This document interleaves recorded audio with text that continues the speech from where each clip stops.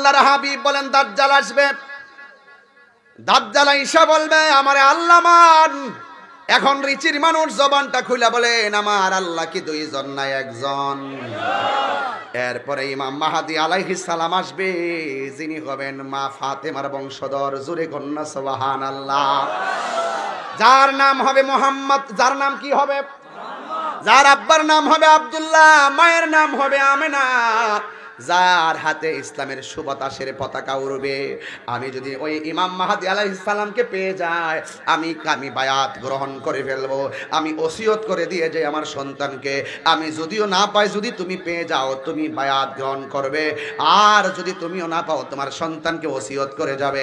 এমনভাবে কিয়ামত পর্যন্ত আমরা ওসিয়ত করে যাব, ইমাম মাহদী আলাইহিস সালামের কাছে বায়াত হয়ে যাব। কথা বলেন ঠিক কিনা? এরপরে পৃথিবী শেষ হয়ে যাবে। আল্লাহ রাব্বুল আলামিন কোরআনে বলেছেন কুল্লু মান আলাইহা ফানি ওয়া ইয়াবকা ওয়াজহু রাব্বিকা যুল জালালি ওয়াল ইকরাম। এই পৃথিবী সব শেষ হয়ে যাবে। পৃথিবীর মানুষ যিনি ছিলেন, তিনি আছেন, তিনি থাকবেন। হুয়াল আউয়াল ওয়াল আখিরু ওয়াজ যাহিরু ওয়াল বাতিন ওয়া হুয়া বিকুল্লি শাইইন আলিম।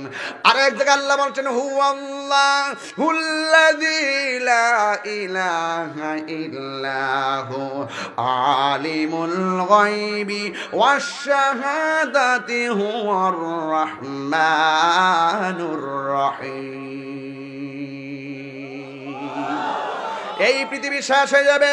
ইসরাফিল আলাইহিস সালাম সিংহা ফুৎকার দিয়া দিবে। ও তো সুন্দর মায়ার আল্লাযী খলাকা সাবআ সামাওয়াতিন তিবাকা। আল্লাহ আসমানটারে 7টা স্তরে বানাইছে, টুকরা টুকরা হয়ে পড়ে যাবে। এখন প্রশ্ন করবেন হুজুর কিয়ামত যখন হয়ে যাবে পৃথিবীর অবস্থা কেমন থাকবে? আল্লাহই ভালো জানে। তবে সব নীরব হয়ে যাবে, সব নীরব হয়ে যাবে, সব নীরব হয়ে যাবে। আল্লাযী খলাকাকা ফাসাওয়া কাফাদালাক। এই পৃথিবীটাকে আমার আল্লাহ এত সুন্দর করে সাজাইছে, সব শেষ হয়ে যাবে। এরপরে একটা ময়দান প্রস্তুত করা হবে, ওই ময়দানে মানুষ উলঙ্গ অবস্থায় যাবে। এখন বলবেন হুজুর সেই ময়দানটা কোথায় হবে, উপরে না নিচে? অবশ্যই নিচে হবে।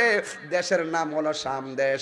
ওই শাম দেশের মধ্যে মাঠটা প্রস্তুত হবে, যে এই জায়গার মাঠটা হবে কিয়ামতের ময়দান। জোরে কন্যা সুবহানাল্লাহ। আল্লাহর হাবিব শাম দেশের জন্য দোয়া করেছেন, আল্লাহর হাবিব ইয়ামেন দেশের জন্য দোয়া করেছেন, কিন্তু নজদের জন্য দোয়া করেন নাই। এই নজদের বর্তমান নাম হলো সৌদি আরবের রাজধানী রিয়াদ। এই নজদের জন্য আমার নবী দোয়া করেন নাই।